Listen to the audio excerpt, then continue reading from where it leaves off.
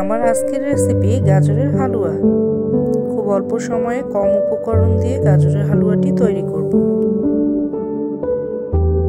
আমি এখানে 1 কেজি পরিমাণে গাজর ভালোভাবে ধুয়ে পরিষ্কার করে নিয়েছি। এবার একটা গ্রেটারের সাহায্যে গ্রেট করে নেব। এই যে দেখুন, এইভাবে মিহি করে গ্রেট করে নিতে হবে। কড়াইয়ে দিয়ে দিচ্ছি 1/2 কাপ পরিমাণে ঘি। ঘি গরম হয়ে এলে গাজরটা ঢেলে দিব। গ্যাসের ফ্লেমটাকে মিডিয়াম টু হাই করে রেখে গাজরটাকে মিনিট 10 সময় ধরে ভালো করে ভেজে নিতে হবে।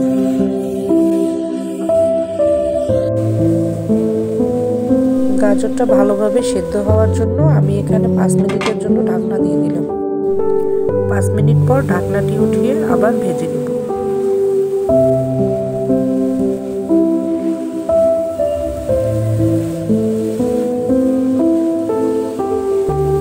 এবারে এখানে দিব স্বাদ মতো চিনি। আমি এখানে 250 গ্রামের মতো চিনি দিয়ে দিলাম। চিনিটাকে ভালো করে মিক্সড করে নিচ্ছি।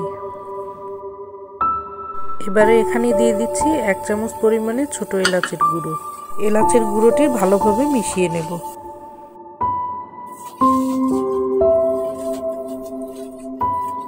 আবারও 5 মিনিটের জন্য ঢেকে দিলাম।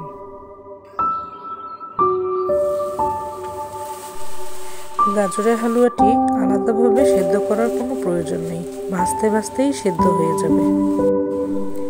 এখন আমি 20 গ্রামের মতো দুধ পাউডার দিয়ে ভালোভাবে মিশিয়ে নেব।